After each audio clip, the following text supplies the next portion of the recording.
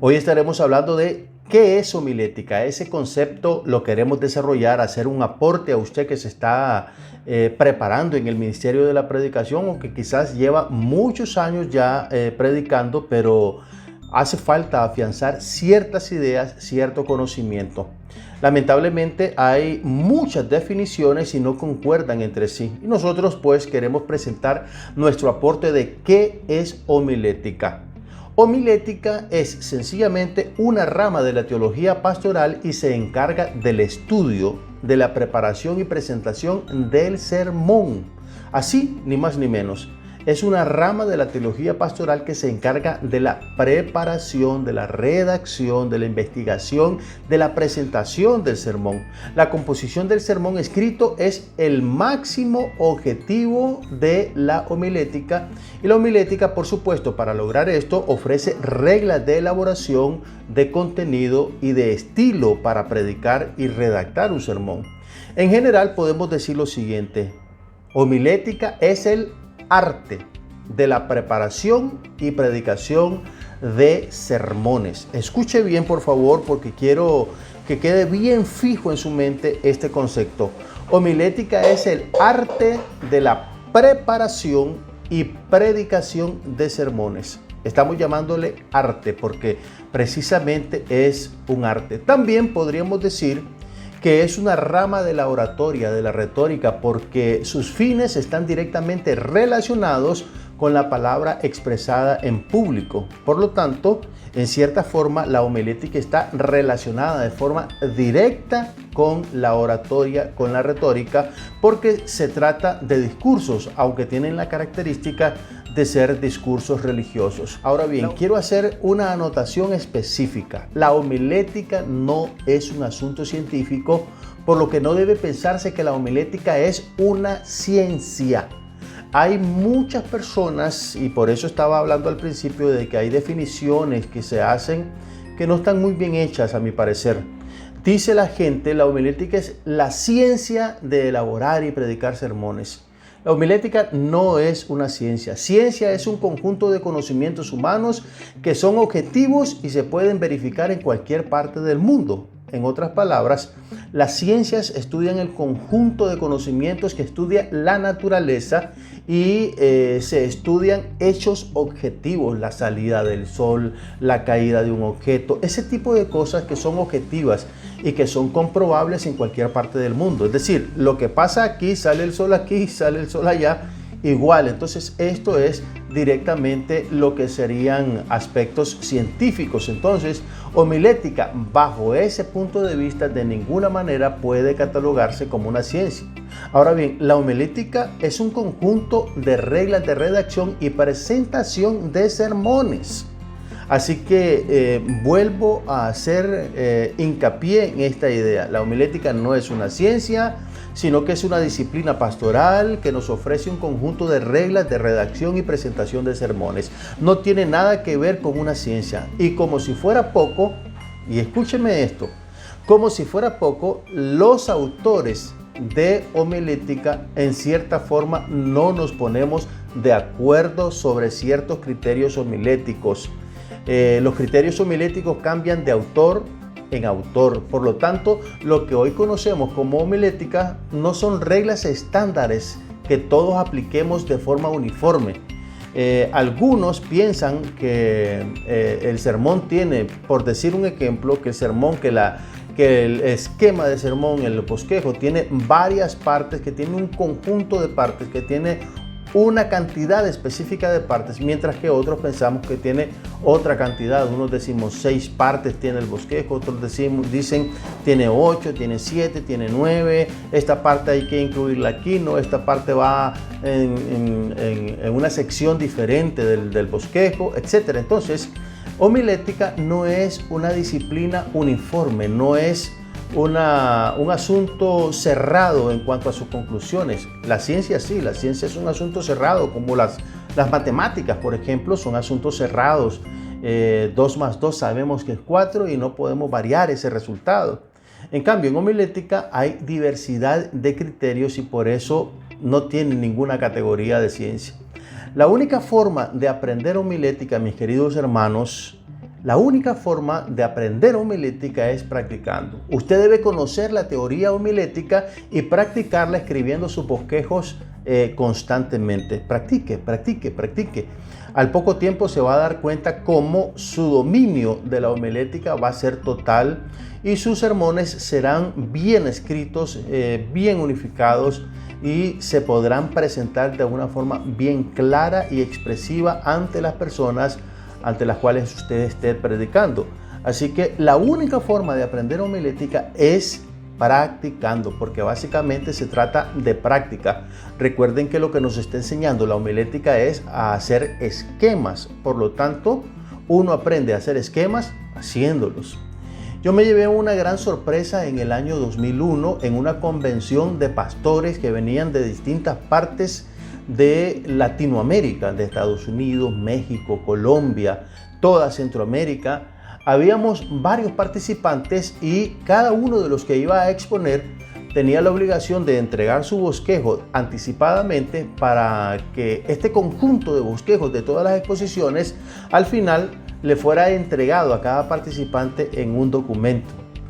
Fue grande mi sorpresa cuando examiné los bosquejos y me di cuenta que tenían muchas deficiencias, estaban simbolizados de una forma diferente, el orden de ideas no era congruente, hacía falta en ellos algunas partes, etc. Imagínense, y estamos hablando de personas que llevaban por lo menos 10, 20, 30 años incluso predicando la palabra de Dios desde los púlpitos.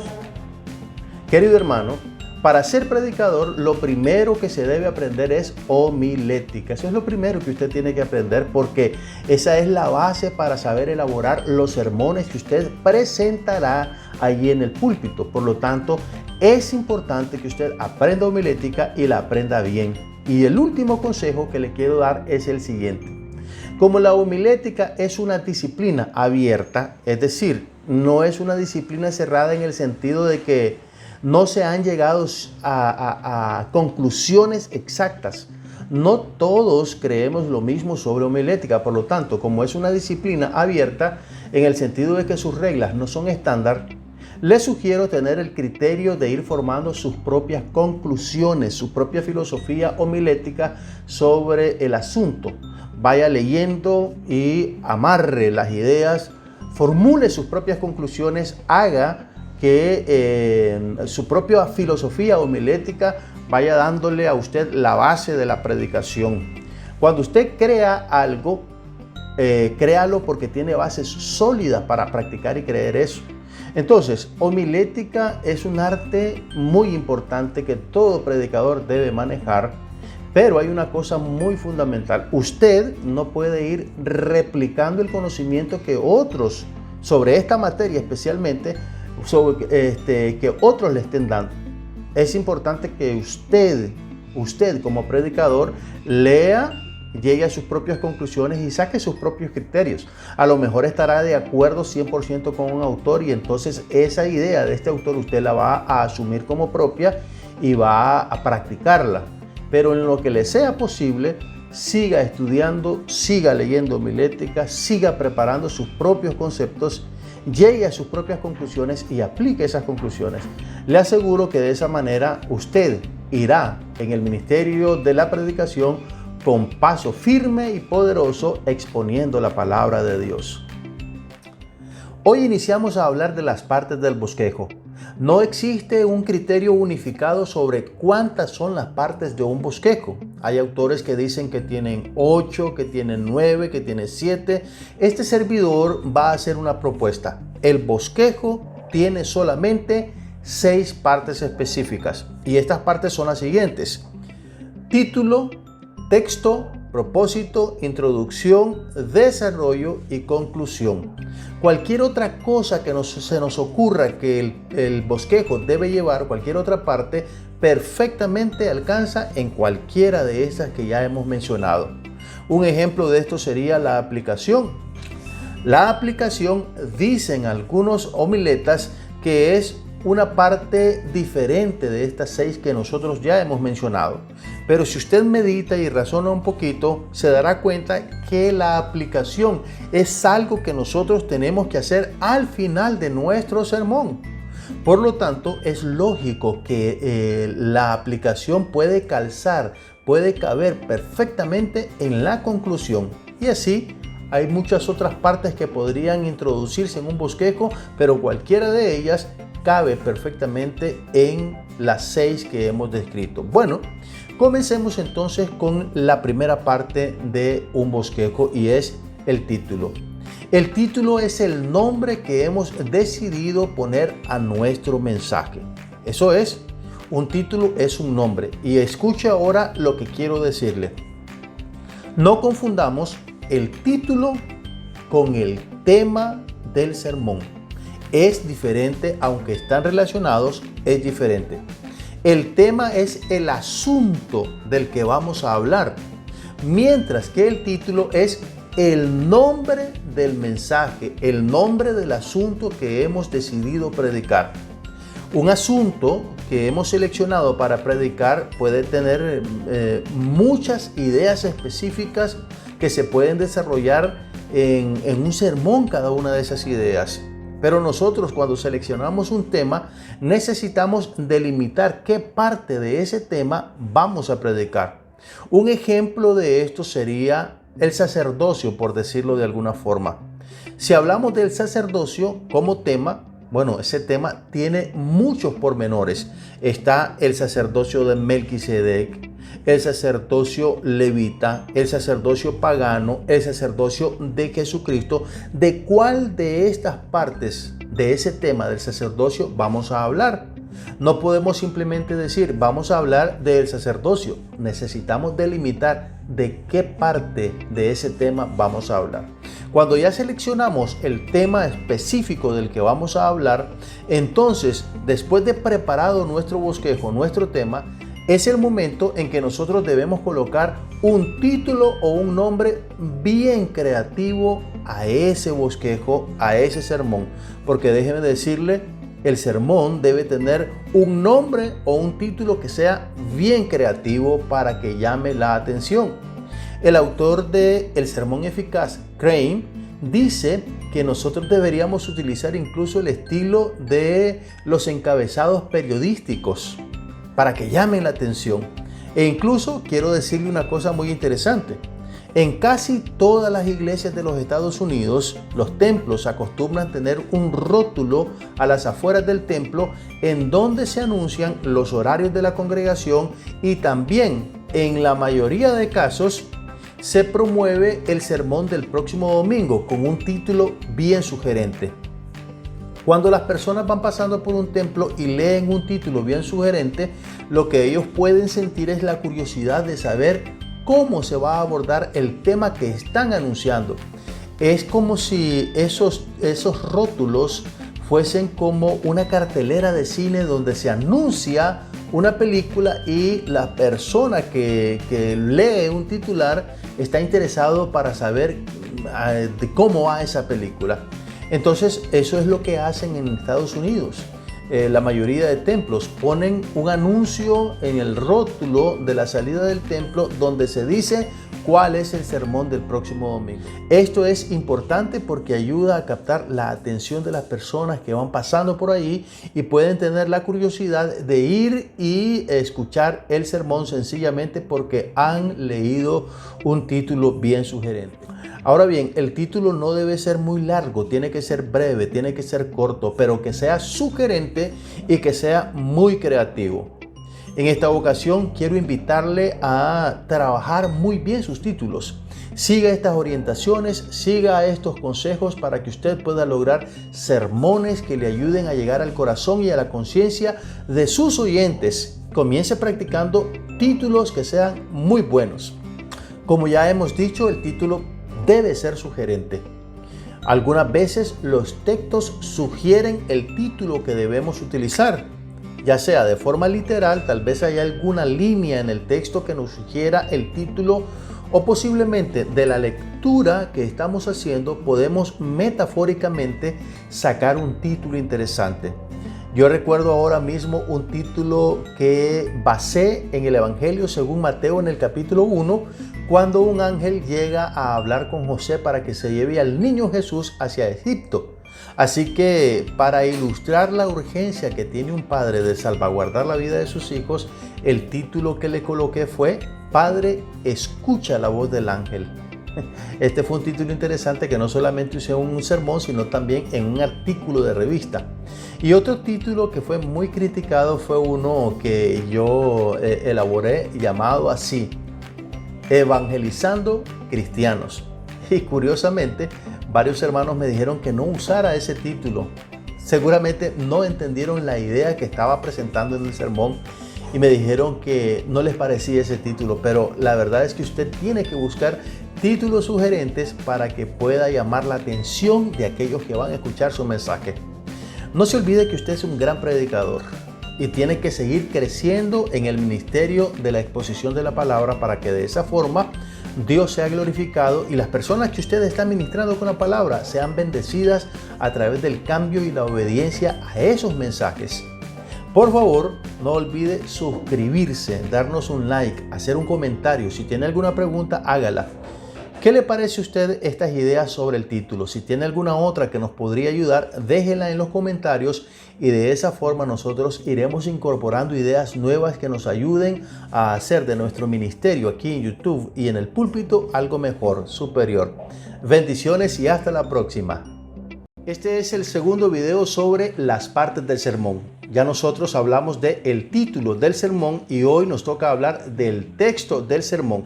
Bueno, todo sermón cristiano se basa en la palabra de Dios en la Biblia. Por lo tanto, es en la Biblia que nosotros encontramos los textos sobre los cuales vamos a construir nuestro tema a exponer. También recuerde que la Biblia tiene más de 30,000 versículos y todos esos versículos son potenciales para ser usados como textos bases de nuestra predicación. Muchos autores dicen que el texto es primero que el tema porque es el texto el que debe sugerir lo que se va a predicar. Pero se nota en la Biblia que el Señor no tiene una sola forma de actuar. Puede ser el texto primero o puede ser el tema y luego se busca el texto que respalde el tema que nosotros hemos seleccionado para predicarlo. Ahora, un verdadero predicador conoce a su rebaño, ve sus problemas y busca en la Biblia las posibles soluciones a esos problemas. Siempre la Biblia tendrá algo que decir, alguna respuesta que darnos en cuanto a las situaciones complicadas de la vida que nosotros atravesamos. Entonces, en este caso, cuando nosotros conocemos los problemas de la gente y buscamos en la Biblia una respuesta, el tema es primero, porque estamos examinando la situación de las personas y buscamos en la Biblia las posibles respuestas a esas situaciones. Pero también sucede que cuando leemos la palabra de Dios, encontramos en ellas verdades que el pueblo necesita conocer. Así que el texto nos está sugiriendo el tema que nosotros debemos predicar. Y en este caso, el texto viene primero que el tema. Yo le pregunto, ¿cuál es su opinión? Por favor, déjeme en los comentarios. ¿El texto debe ser primero? ¿El tema debe ser primero? ¿O podemos combinar ambas cosas? Así que ayúdenos, participe, interactúe con esta enseñanza escribiéndonos una respuesta, escribiéndonos su opinión. Ahora bien, quiero entregarle 4 sugerencias fundamentales para la selección de un texto. Primero, no hay límites. Usted puede seleccionar un texto, varios textos e incluso puede seleccionar todo un libro de la Biblia. De hecho, toda la escritura es para predicarse. Número 2, el texto que usted seleccione debe tener una idea específica a desarrollar. Que su texto tenga una idea específica para desarrollar y esa idea tiene que ser suficientemente clara. Le aconsejo que tenga cuidado con los textos que son de difícil interpretación porque quizás usted no lo entienda muy bien y cuando trata de explicarlo a la hermandad, también ellos van a quedar perdidos con esa explicación. Entonces, El texto que usted seleccione debe ser un texto con una idea específica y esa idea debe ser muy pero muy clara. En tercer lugar, su texto debe tener unidad temática o debe tener una idea completa. ¿Qué queremos decir con esto? Que el texto que usted seleccionó debe contener en sí una idea que sea completa en sí misma. Un ejemplo de esto sería el texto clave de Juan 3:16. Porque de tal manera amó Dios al mundo. Ahí hay una idea principal, una idea específica, una idea que está completa y es el amor sacrificial de Dios hacia el hombre. Así que cuando seleccione su texto, que ese texto tenga una idea completa, una idea temática, una idea que se comience en el texto y que se termine en el texto. Puede ser que esa idea comience en un texto y termine 10 textos después, no importa. La idea es que usted siga ese hilo temático que le está presentando en esa porción las Sagradas Escrituras. Y número 4, debemos tener una disciplina sistemática de lectura de la palabra para siempre tener a mano textos para predicar.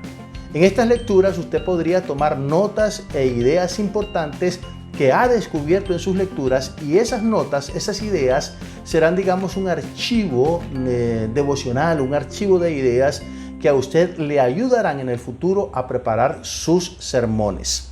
Bueno, en resumen, son 4 sugerencias las que estamos entregando. Número 1, recuerde, no hay límite de textos, puede ser uno o varios textos e incluso hasta un libro de la Biblia.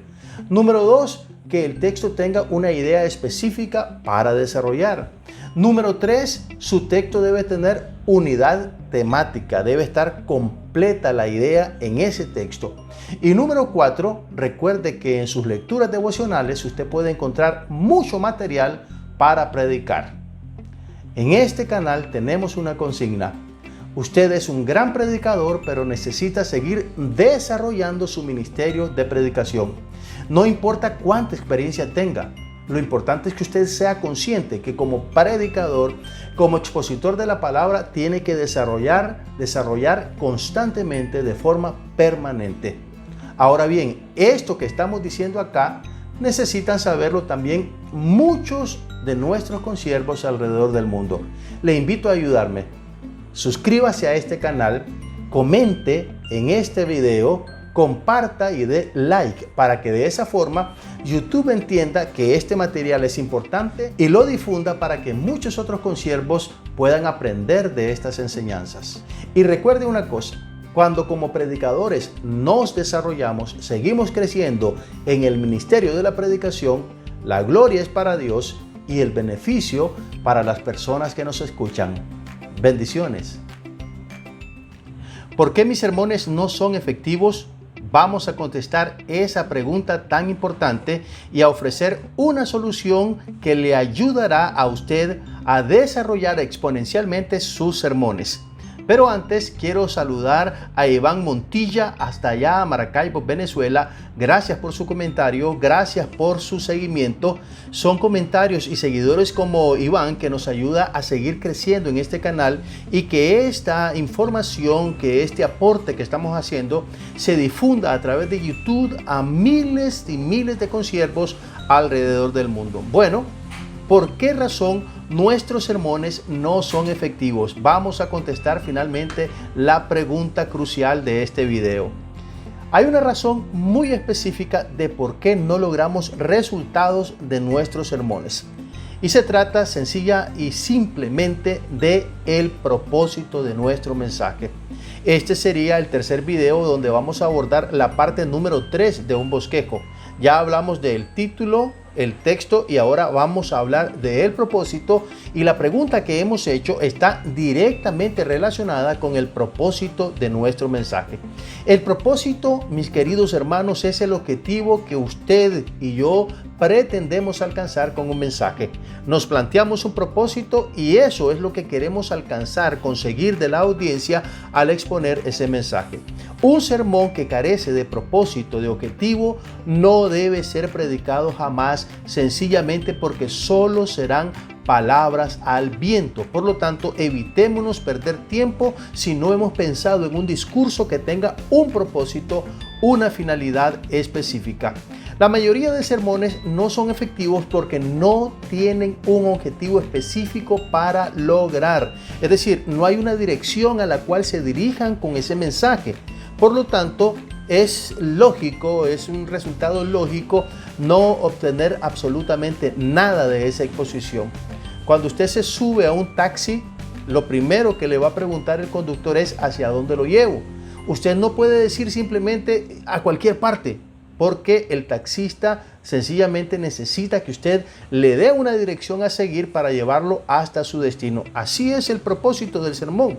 El propósito es la dirección que vamos siguiendo con ese mensaje para guiar a nuestros oyentes y que ellos reaccionen de forma positiva a lo que estamos exponiendo.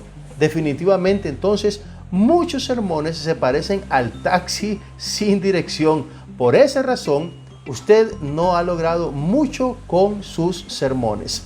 El propósito específico de la predicación es mover la voluntad del hombre a la obediencia de la palabra. Lo que queremos es exponer un mensaje y que las personas obedezcan ese mensaje porque está basado en la palabra de Dios, debido a que son consejos que mejorarán la vida de las personas.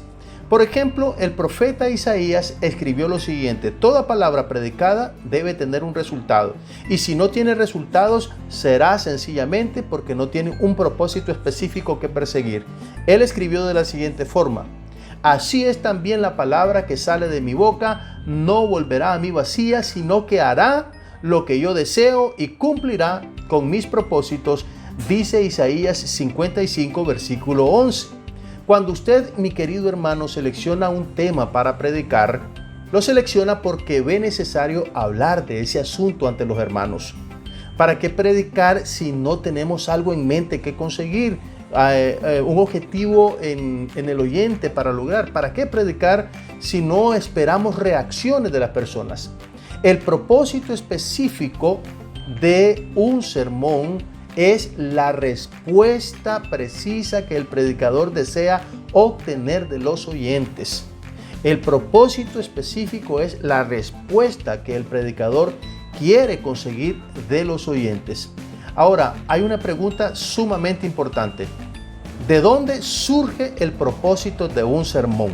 ¿De dónde surge el propósito de un sermón? ¿Por qué me planteo predicar cierto tema u otro? ¿Por qué razón? ¿Cuál es el propósito de cada uno de los sermones que nosotros preparamos? Los propósitos de los mensajes surgen de las necesidades de los oyentes, que el predicador espera resolver con la palabra expuesta. Por eso, cuando hay sermones que no responden a ninguna necesidad, ese sermón no cae en la conciencia de nadie, porque nadie está necesitando un mensaje que carece de sentido, de propósito. ¿Cuáles son las características del propósito? Voy a mencionar específicamente dos, pero quiero decir lo siguiente antes de enumerar estas dos características.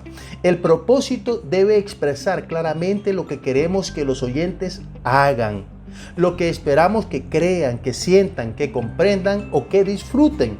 Por lo tanto, cada propósito debe tener las siguientes características. Número 1. Cada sermón solo puede tener un propósito. Eso le dará al orador la línea temática que debe seguir de principio a fin del mensaje. El propósito es la idea central que usted está exponiendo, y esa idea central le dará el hilo conductor, la carretera, el camino por donde usted debe seguir de principio a fin en su mensaje. Número 2. Se debe iniciar con un verbo en infinitivo que exprese el logro que se quiere obtener con el discurso. Ahora, yo le voy a plantear el propósito de este video: enseñar a los oyentes la importancia de predicar con propósito a fin de tener resultados con cada sermón que prediquemos. Voy a volver a leérselo. Este propósito se divide en dos secciones específicas, pero comienza con la primera característica que estamos mencionando, y es que comienza con un verbo en infinitivo. Enseñar a los oyentes la importancia de predicar con propósito a fin de tener resultados con cada sermón que prediquemos. Ahí usted está viendo la primera característica. Comienza diciendo qué quiero lograr con ese discurso. Ahí tiene usted la primera característica. Comenzamos con un verbo en infinitivo, el cual plantea lo que vamos a hacer con ese discurso. Idea número 3. Finalmente, el propósito debe expresar lo que se quiere obtener con el discurso. ¿Qué quiero lograr? Y el propósito que hemos leído anteriormente, en su segunda parte, dice lo siguiente, que es la finalidad de este video, a fin de tener resultados con cada sermón que prediquemos. Yo quiero exponerle a usted, estoy exponiéndole a usted la importancia de predicar cada sermón con un propósito específico para que usted tenga resultados de cada una de sus exposiciones. Ahora, déjenme mencionarles algunas utilidades y por lo menos 3 utilidades que tiene el propósito de un sermón. En primer lugar, el propósito le sirve como una guía para buscar todas las ideas y argumentos necesarios para su sermón. Cuando usted define específicamente el propósito de su mensaje, ese propósito le servirá como guía para buscar las ideas, los textos, las ilustraciones que lo ayudarán a conseguir la argumentación necesaria para convencer a su público. El propósito es como una receta de cocina. Tenemos un platillo específico y está la lista de todos los ingredientes que vamos a utilizar para conseguir ese resultado. Entonces, el propósito es directamente el nombre de ese platillo y todos sus argumentos son los ingredientes que usted va a utilizar para conseguir ese platillo, para conseguir ese propósito. Así que el propósito le ayuda entonces a construir su mensaje. Número 2, el propósito le ayuda en la revisión del bosquejo, porque cuando usted se determina a predicar algo específico, entonces ese propósito le va a ayudar a revisar toda la argumentación que usted tiene en su bosquejo. Si mira que algunas ideas son innecesarias, tiene que quitarlas. Si ve que hace falta algunas ideas, algunas ilustraciones, algún texto, tiene que incorporarlas. Entonces, el propósito le ayudará en la revisión de su bosquejo, de su material para predicar. Y número 3, el propósito nos ayuda a lograr sermones bien organizados en ideas y muy coherentes con unidad temática. Todo lo que hemos dicho anteriormente en el punto 1 y en el punto 2 nos lleva a esta conclusión, que cuando utilizamos el propósito como guía para redactar, para construir un sermón, tenemos ahí una pieza de oratoria unificada que tiene unidad temática de principio a fin. Mis queridos hermanos, en cada sermón usted necesita hacer puntería, digámoslo así, y todos los argumentos que use deberán ser flechas disparadas al blanco. Es decir, con cada sermón usted deberá alcanzar un objetivo en sus oyentes. Cada idea que usted presente ahí en el sermón tiene que ser como una flecha dirigida al blanco, porque precisamente eso es el propósito, el blanco. Y usted utilizará muchos argumentos para conseguir ese propósito específico. Lo invito a visitar mi blog de sermones, elsermondominical.blogspot.com. Ahí encontrará cientos de bosquejos de sermones que le ratificarán la información que le he ofrecido en este video acerca del propósito del sermón. Bendiciones. Bueno, con este video he pretendido convencerlo de la importancia de establecer propósitos claros en cada uno de sus sermones, y cada una de las ideas presentadas apunta a ese fin. Así que yo lo invito a predicar con propósito. No predique sin un objetivo en mente. Cuando usted prepare un sermón, va a preparar ese sermón porque pretende alcanzar algo, quiere tener una reacción de los hermanos que van a escuchar ese mensaje. Cada vez que abra su boca para predicar es necesario que usted sepa qué quiere lograr. Solo de esa forma sus sermones serán efectivos. Apunte bien al blanco y tire la flecha para de esa forma conseguir lo que usted desea de los oyentes. Muchas gracias por haber llegado al final de este video y le invito a compartir esta enseñanza, a suscribirse a este canal, a dar un like para ayudarnos a promover estos mensajes entre otros consiervos que también necesitan desarrollar su ministerio de predicación. Porque recuerde que cuando desarrollamos, mejoramos como predicadores, la gloria es para Dios y el beneficio para las personas que nos escuchan. Aquí estamos dando algunos tips siempre de cómo desarrollar nuestro ministerio de predicación. Yo lo invito a usted a llevar su ministerio de predicación al más alto nivel para la gloria del Señor. Posiblemente iniciar un sermón es una de las tareas más complicadas en el ministerio de la predicación, porque es un momento determinante para el éxito del mensaje, la introducción, así como lo oye. El inicio es la parte de su mensaje en la cual tendrá la máxima atención de sus oyentes. Pues poco a poco, pasados unos 10 o 15 minutos, la atención del público habrá disminuido enormemente, créalo. Al iniciar, el público está muy atento a su mensaje. Es la parte más alta de la atención de las personas. Es por eso que debe dar mucho énfasis a la elaboración de la introducción, porque si inicia con poder, podrá ayudar a sus oyentes a estar muy atentos a su mensaje. Los saludos de hoy son para los siguientes seguidores: Lila León Escayola, Esimari, Clientes Aguirre, Juan Hernández, Edwin Galvis, Wilber Canche. Gracias por ser parte de la familia Homilética para Todos. Yo los invito a seguir creciendo juntos y a usted suscríbase a este canal para ayudarnos a difundir estos mensajes. Bueno, el inicio de un discurso se debe trabajar con mucho esmero, porque con él pretendemos captar la atención de los oyentes. La creatividad es necesaria, así como la variación. Muchos predicadores se acostumbran a un tipo de introducción repetitiva, siempre lo mismo.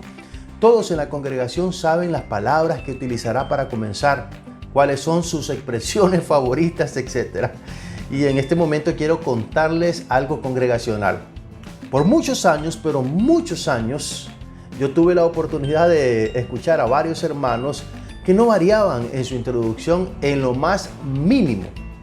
Uno de mis colegas en cada sermón comenzaba diciendo lo siguiente, escuche bien: disculpen porque no soy un hombre elocuente y no puedo hacer buenos saludos. No tengo las palabras suficientes para expresarles saludos profundos. Y después hacía una promesa, eso era siempre: voy a dedicar tiempo para aprender cómo hacerlo. Otro de mis hermanos decía casi siempre, aclarándose la garganta: perdonen si no me oyen bien de la voz, estoy afectado de mi garganta. Sé que ustedes comprenderán que si en algún momento de mi exposición mi voz baja, ustedes saben las razones. Ay, Dios mío, estos son graves vicios que deben ser suprimidos. Hacen daño al predicador y al mensaje, lógicamente. Recordemos que predicar es un arte y debemos poner todo empeño para hacer lo mejor en los púlpitos cristianos. Cada sermón que preparemos debemos elaborarlo como una pieza de arte, ya que es algo que puede tocar la vida de las personas. Así es, con la predicación intentamos tocar la vida de las personas. La introducción es de gran beneficio para lograr este perfil del sermón. Perry, en su libro Predicación Bíblica para el Mundo Actual, propone 7 características para una buena introducción. Vamos a utilizar 6 de ellas. La primera que él dice es que la introducción debe ser breve. No debería ocupar más del 15% del tiempo destinado al mensaje completo. Número 2, él dice que debe ser clara. La presencia del lenguaje técnico dentro de la introducción puede hacer un cortocircuito en la capacidad de atención e interés de los oyentes. Tengan cuidado con ser grandilocuente en su introducción. Número 3, adecuación. Debe evitarse todo material, tanto humorístico como serio, que no sea importante para el sermón. Todas las ideas del sermón deben corresponderse con la idea central del mensaje. Si no tiene nada que ver, por favor, no utilice esa idea. Número 4, unificación. La introducción no es un fin en sí misma, sino que señala lo que vendrá. Por lo tanto, debe ser coherente con el resto del mensaje. 5, variedad. Tenga cuidado con los moldes. No se convierta en un predicador predecible. La variedad le dará detalles interesantes a su exposición y le permitirá ser escuchado con atención. Y número 6, interés para el auditorio. Este punto requiere de creatividad. Procure darle tiempo a la preparación de su introducción, pues de esto depende la atención que le prestará su congregación. Mi querido hermano, tenga por seguro que si no despierta el interés de sus oyentes, le oirán solo por cortesía y realmente nunca se dará cuenta si realmente le están prestando la debida atención. Por eso, vale más prevenir preparando una introducción que levante los ánimos y el interés de los oyentes. Ponga mucho énfasis en cómo comienza sus discursos. Solo así se echará al público en el bolsillo. Evite en su introducción las excusas como los ejemplos que hemos mencionado anteriormente. Ahora bien, querido consiervo, nada puede justificarlo a usted de una preparación insignificante. Tenga cuidado, sobre todo si usted trabaja como pastor a tiempo completo en el ministerio de la predicación. Sí, no hay duda, si tiene tiempo completo, prepárese. Sea preciso en lo que dice, no sea ambiguo ni dé nada por sentado. Parte del arte de la oratoria está en la precisión de las palabras. Por último, no sea profano y evite los chistes, especialmente en esa parte de su exposición. Bueno, aún resuena en mi mente la voz ridícula de un predicador que, contando un chiste, quiso imitar la voz femenina de un hombre. Lo extraño del chiste fue esa parte, porque ese predicador no era del tipo de persona que acostumbraban contar chistes. Y francamente que su voz era muy grave como para hacer la chillona imitación. Tenga cuidado con algunas cosas que intenta hacer en la predicación. Su introducción es la parte del mensaje donde usted prepara a la audiencia para escucharlo de principio a fin. Por eso es importante la introducción. Con ella preparará los corazones y los oídos del público. Por eso ha de pensar cómo despertar el interés de sus oyentes. Escúchelo, esto es una emergencia, que lo comprenda y lo haga. Le comparto por lo menos 2 sugerencias. Nuestra introducción puede ser una historia que contenga una buena ilustración sobre el tema que vamos a predicar. Por ejemplo, una historia, una frase memorable, un suceso noticioso del momento, la cita de una obra literaria universal. Todo y otros recursos pueden servir de mucha ayuda para atrapar la atención del público que nos estará escuchando. Otra forma de crear interés puede ser no iniciar de inmediato el mensaje. Subir al púlpito, hacer que arregla su bosquejo, su Biblia. En otras palabras, hacer esperar a la audiencia a que usted comience a hablar. Así las personas estarán a la expectativa de cuándo usted iniciará. Puede mencionar con énfasis la importancia que el tema tiene para los oyentes. De esta manera, usted, mi querido hermano, los dispondrá a poner más atención a lo que les tiene que decir en su mensaje, el mensaje que está a punto de presentar. Pero un consejo muy importante: no haga expectativas que no puede llenar. Una introducción pomposa que promete mucho y un sermón que resulta en nada es mucha nube y poco viento. Bueno, quiero confesarle algo y es un secreto muy interesante. Como creador de contenido me doy cuenta de la importancia de una introducción, porque YouTube se encarga de decirme que la parte más importante de cada video es la introducción, los primeros 30 segundos.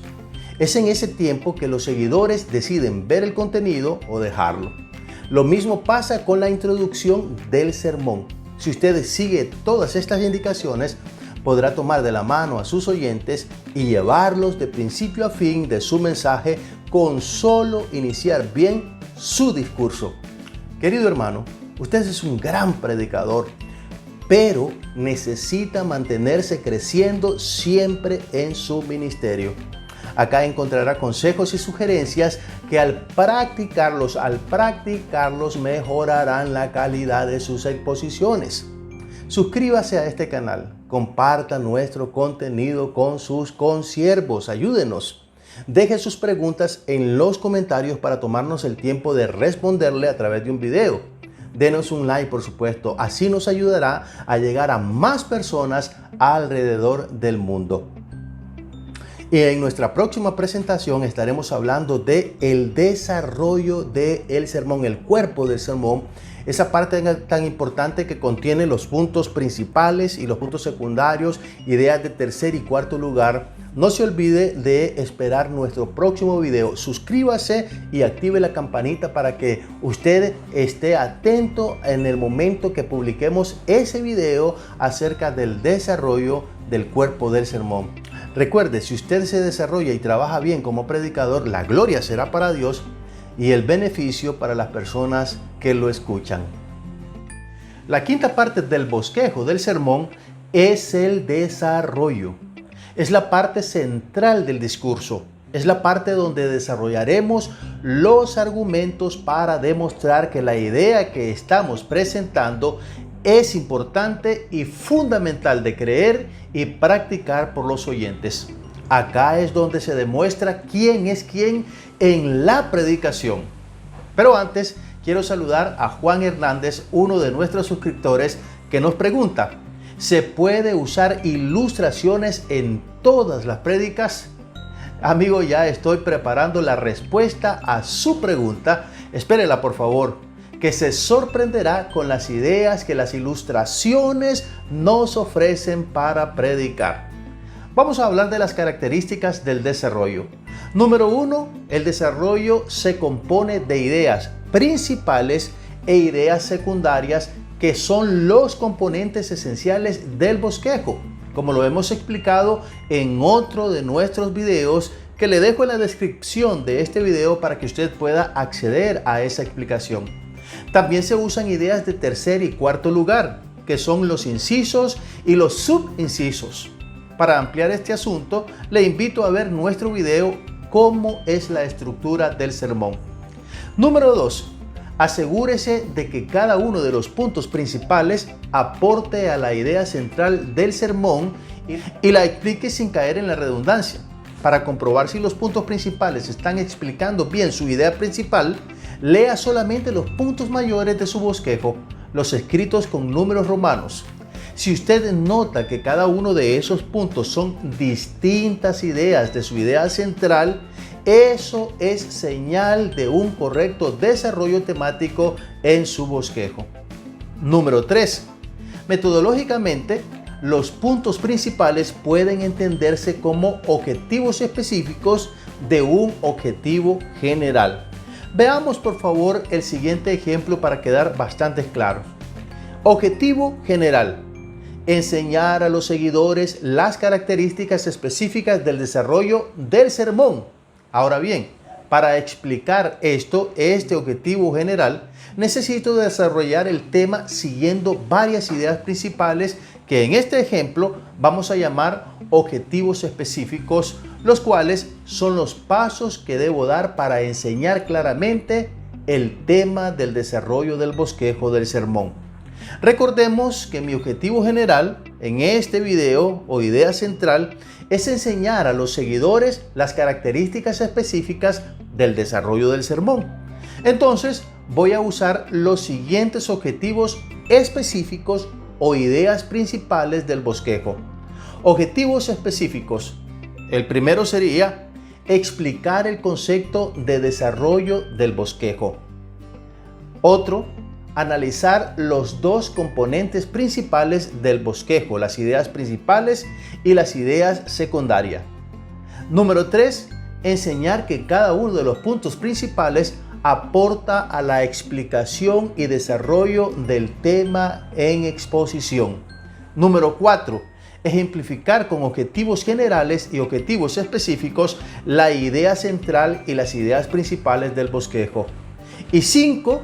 Sugerir recomendaciones para la correcta elaboración del desarrollo del bosquejo. Bueno, en esta sección del bosquejo es donde usted demuestra su dominio del tema y la calidad de investigación que ha hecho para ese sermón. Entiéndalo bien y procure hacer una buena investigación y una buena estructuración de su desarrollo. El desarrollo del sermón se trata principalmente de argumentos y es aquí donde usted intenta persuadir a los oyentes de la idea central que usted está poniendo con su mensaje. Ahora bien, quiero darle algunas sugerencias para elaborar el desarrollo del sermón. Primero, si es un sermón, propongo que solo tenga 3 ideas principales, porque un sermón debe tener una idea central o una tesis que debe poder ser explicada en 3 ideas principales. Si es otro tipo de charla, como un seminario, por ejemplo, conferencia, ponencia, el bosquejo puede tener más de 3 ideas principales porque este tipo de charlas es más densa en contenido. Escúchelo bien. Recuerda entonces 3 ideas principales para un sermón y un poquito más para algún otro tipo de ponencias. En segundo lugar, evite ideas innecesarias en el desarrollo porque estas ideas que están de más pueden desviarlo del camino de argumentación que usted está trazando con su discurso. Evite las ideas que sean lastre, por favor. Y tercero, otra idea. Use frases de transición para pasar de una idea a otra. Con el tiempo y la experiencia, pero sobre todo con la habilidad de revisar constantemente su forma de predicar, usted se convertirá en un experto en la exposición fluida y coherente de sermones. Cuarto, una pregunta importante para construir el desarrollo de un sermón es la siguiente. Escuche esta pregunta fundamental. ¿Cómo puedo lograr esto que me propuse en el objetivo o en el propósito? Cada una de las ideas principales de su bosquejo será una respuesta a esa pregunta. Y quinto, revise su bosquejo solo leyendo los puntos principales de ese bosquejo, es decir, los simbolizados con números romanos, como ya lo hemos dicho anteriormente. Cada una de estas ideas debe aportar ideas sustanciales que aclaren su idea central. Es en el desarrollo de su sermón que se sabe quién es quién, porque es en esta parte que usted podrá convencer a sus oyentes o simplemente les habrá hecho perder el tiempo. Por favor, tenga cuidado en la construcción de su sermón, sobre todo en esta parte. También le pido que sugiera en los comentarios algunas otras ideas sobre el desarrollo para tomarlas en cuenta en el futuro en próximas entregas. También suscríbase a nuestro canal y especialmente denos un like para ayudarnos a propagar esta información que es muy útil para todos aquellos que quieren comenzar a predicar desde los púlpitos o que ya lo están haciendo. Definitivamente es importante siempre estudiar el arte de predicar. En nuestra próxima entrega estaremos hablando de la conclusión del sermón y ahí aprenderemos cómo hacer una conclusión y qué evitar al concluir un sermón. Gracias por haber estado con nosotros. Que el Señor les bendiga y recuerden, sigan desarrollándose como predicadores porque cuando lo hacemos, la gloria es para el Señor y el beneficio para aquellos que nos escuchan y van mejorando sus vidas partiendo de los consejos que nosotros les damos basados en la palabra de Dios. Mi maestro de homilética solía decir, si la introducción es poderosa, la conclusión debe serlo mucho más. La razón es porque en la conclusión nosotros pretendemos recoger los frutos de nuestro esfuerzo al predicar. Lo que sembramos en nuestra exposición, motivados por un propósito, debemos recogerlo en la conclusión. Es por eso que hoy estaremos hablando de la última parte de un bosquejo, la conclusión. ¿Qué es la conclusión? ¿Qué no hacer en ella? Y recomendaciones que debemos seguir al concluir un sermón para no hacer aterrizajes forzosos en nuestras predicaciones. Pero antes, si usted ha llegado por primera vez a nuestros videos, le invito a suscribirse a nuestro canal y darnos un poderoso like para que nuestra familia Homilética para Todos continúe creciendo y así llegar a miles de consiervos alrededor del mundo que también, como usted y yo, necesitan este tipo de consejos para seguir creciendo en su ministerio de predicación. Active las notificaciones y comente nuestro contenido, haga preguntas, déjelas ahí en los comentarios. Cuando usted interactúa así con un video, le dice a YouTube que el contenido que está viendo es importante y YouTube se encarga de seguirlo difundiendo. Acompáñenos en nuestro crecimiento.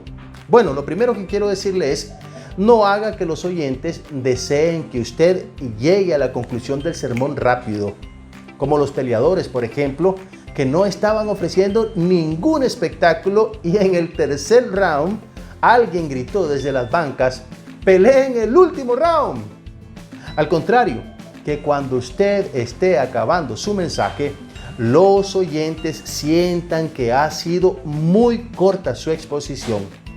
Hermanos, la conclusión es esa parte cuando usted sabe que sus oyentes han entendido al 100% su mensaje y ahora es el momento de finalizarlo. Ya ellos tienen la idea bien interiorizada. Así que la conclusión no es para seguir predicando por un largo rato más, sino para aterrizar el mensaje que se esté exponiendo en ese momento. Para que un mensaje expuesto consiga resultados, y aquí quiero hacer una anotación bien importante, para que el mensaje consiga resultados, le aclaro lo siguiente. La conclusión no inicia en la parte final del sermón, inicia al comienzo de este, porque usted debe comenzar desde el inicio a preparar la respuesta de los oyentes. Para eso es necesario que desde las primeras ideas usted comience a exhortar a los oyentes a practicar la verdad central que usted está exponiendo. Ahora bien, es necesario que a lo largo del discurso usted haga exhortaciones a la práctica de su mensaje. Así, cuando llegue a la conclusión, la cosecha no será escasa, porque ya usted preparó el camino de la respuesta de sus oyentes. Hermanos, la conclusión será la cereza del pastel que solo adornará algo que ha quedado bien presentado en su exposición. La conclusión no es otro sermón, entiéndalo. Simplemente es la corona de lo que usted ha expuesto. Cuando leemos una obra literaria, no esperamos saberlo todo hasta el final. El autor va construyendo la idea en nuestra mente y al concluir, solo encontramos la puerta de salida de la historia, pero ya tenemos claridad total sobre lo que hemos leído. Antes de continuar, quiero hacer referencia a los siguientes saludos. Hoy queremos saludar a Neri Santillán. Gracias por sus comentarios y por darle seguimiento a nuestro contenido. Para ofrecerle nuestros saludos a usted que nos está viendo, déjenos su nombre en el lugar de los comentarios y también el lugar donde vive. Por favor, de esa forma nosotros podremos saludarle de forma directa y personalizada. Si tiene una pregunta, también déjela en los comentarios para tomarnos el tiempo de responderla en su debido momento. Ahora bien, algunos errores que se cometen a la hora de la conclusión. Primero, evite decir "y ya para concluir" o "y en conclusión", porque esto hará que los oyentes se queden con la expectativa del momento que usted terminará su sermón. Varias veces me tocó, por ejemplo, escuchar esa afirmación y también me tocó sufrir casi siempre que el predicador hablara por 15 o 20 minutos más. Por favor, evítelo. Error número 2. Otro error sería este: querer cosechar lo que no hemos sembrado en el momento de la predicación. El predicador hace una invitación de algo que no predicó. Haga una invitación a reaccionar a su mensaje, pero la invitación debe estar en armonía con el tema que usted predicó, que usted expuso. Por ejemplo, si ha predicado sobre el sufrimiento, no debe hacer una invitación a ofrendar, a evangelizar, a orar, porque no ha hablado de eso en la exposición. La invitación que haga debe estar relacionada con el tema que usted ha expuesto. En tercer lugar, una conclusión demasiado extensa ya no es conclusión, sino una segunda prédica, y esto mata todo el trabajo realizado en la exposición. Por eso, mi querido hermano consiervo, dele a su conclusión el tiempo adecuado en la menor brevedad posible. Algunas recomendaciones serían las siguientes. Número 1, sea específico en su invitación al concluir. No haga invitaciones de varias cosas, solo una invitación relacionada, ¿sí?, con lo que usted ha predicado. Sugerencia 2. Resuma la idea central y las ideas principales que ha utilizado para argumentar. Eso ayudará al oyente a consolidar las ideas que usted le ha ofrecido en su sermón. Sugerencia 3. En la conclusión, exhorte, anime, aplique su mensaje. Y después de saber estas verdades, vamos a hacer esto y lo otro, le dice usted a los oyentes de forma directa. Invítelos a la acción. Usted debe tener una actitud triunfadora al final de su exposición y así tienen que verlo los que le oyen. Idea número 4.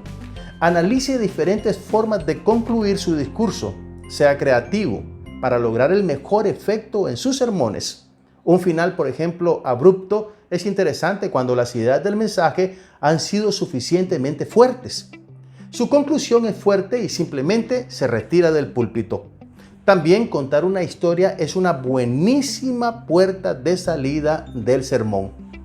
Normalmente terminamos haciendo una oración por el grupo que nos está escuchando, pero ser creativo en la conclusión del sermón es sumamente importante para que usted mantenga la calidad de sus presentaciones en el púlpito.